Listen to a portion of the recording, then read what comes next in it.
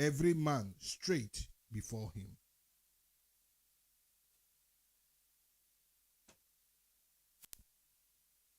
Did you see what I saw?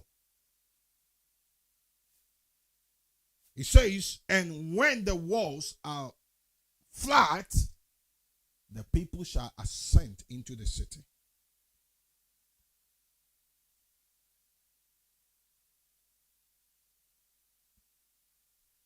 Verse 20. Pay attention to this again. So the people shouted when the priests blew with the trumpets.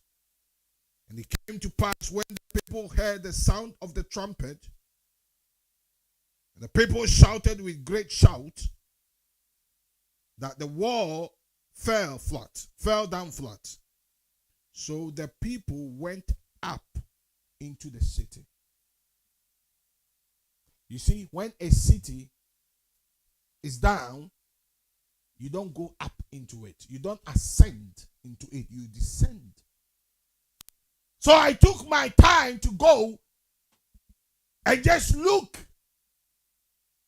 at the remnant of the Jericho that we are talking about. And indeed, Jericho was on a hill.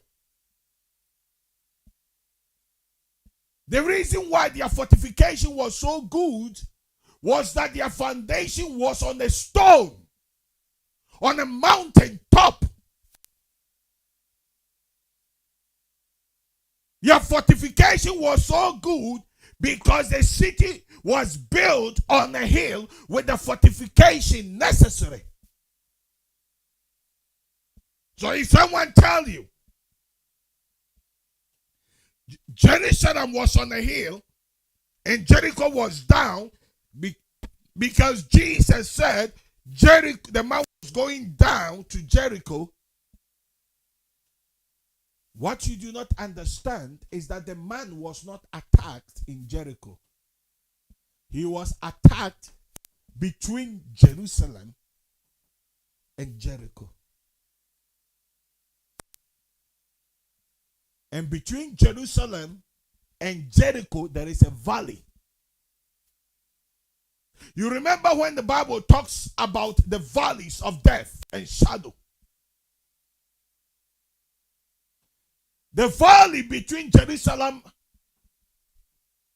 and Jericho, it is the same valley in the scripture that everybody is afraid of. Because that is the valley that bandits hide. That is the valleys that killers hide.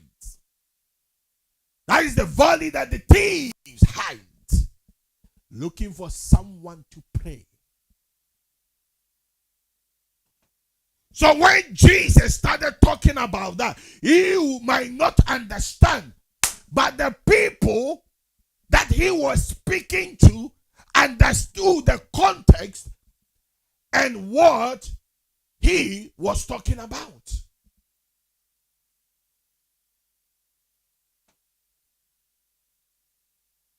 But it's not about only the place, but it is about the path that leads to the place.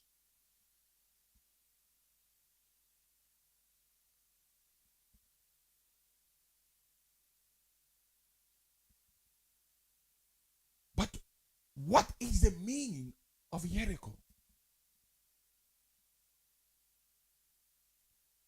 What is the meaning of it?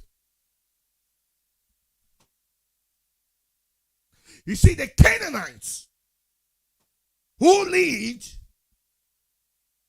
in Jericho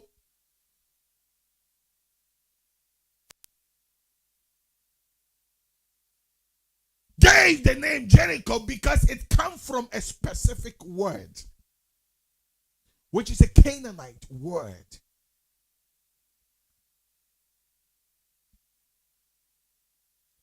And the word is Yiria. Yiria.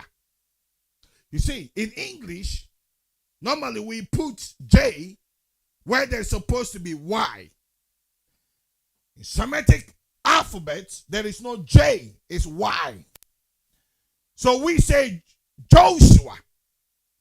In Semitic language, they say Joshua. Because there is no J.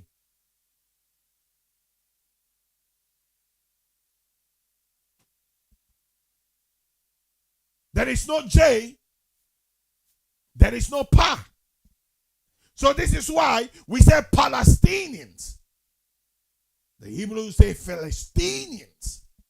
There is a lot of sounds which are missing.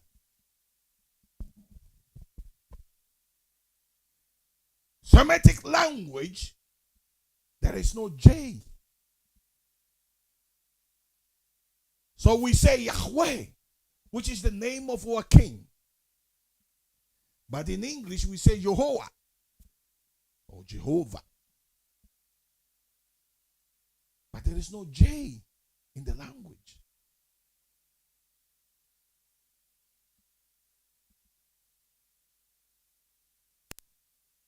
Yiria come from a root word of Yirak. Yirak is a name of a deity or a name of a god. And that god is lunar god. And lunar god is a god that represents the moon. So the word Yiria, in Canaanite word, it means the moon. Yirah is the deity of the moon. This is why a lot of people do not understand. Why is it that the people of Jericho were hiding in their walls, but God told the Jews to destroy them, to go and fight against them? They could have just walked past and go and mind their business, but God wanted them down. It's because of the relationship of the gods that they worship, that they rejected the name of God and the favor of God and the true God who created them away, and they went for the moon god. See, when you look at the antiquity, you realize that this moon god has had so many names. This is the same moon god that used to be called Inana. This is the same moon god that was called Yasin. The word sin, that somebody say, oh, this is a sin, it's a name of a god. And that is the name of the moon god called Yasin.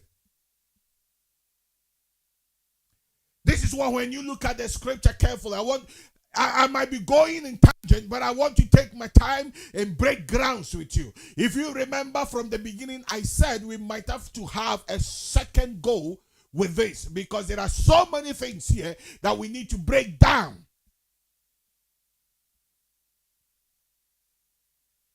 When you look at the Hebrew language,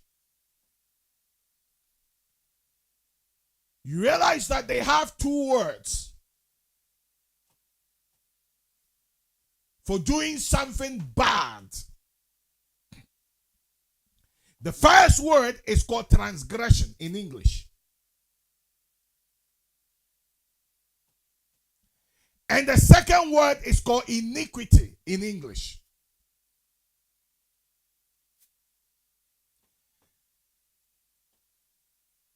But a lot of Christians have not studied to understand that if we have transgression and we have iniquity, then what is called sin?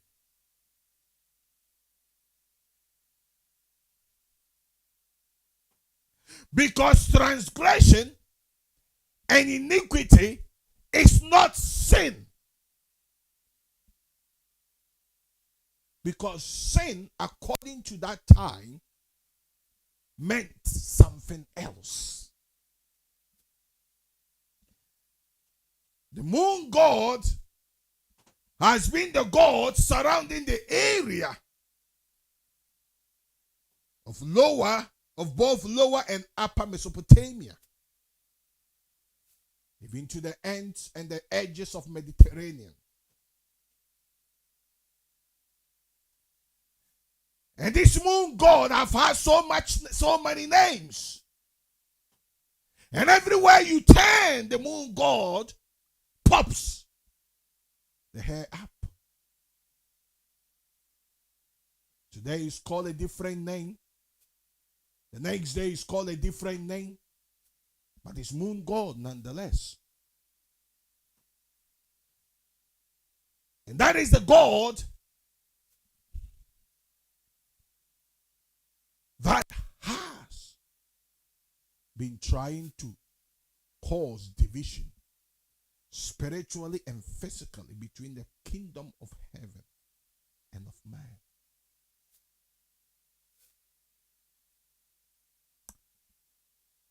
But pay attention here. Let me just give you one big bomb here. When you look at the scripture talks about that. Let's go to the book of Isaiah, prophet Isaiah, quickly. Because we need to read it from the scripture for you and everyone who is watching to understand where we are coming from.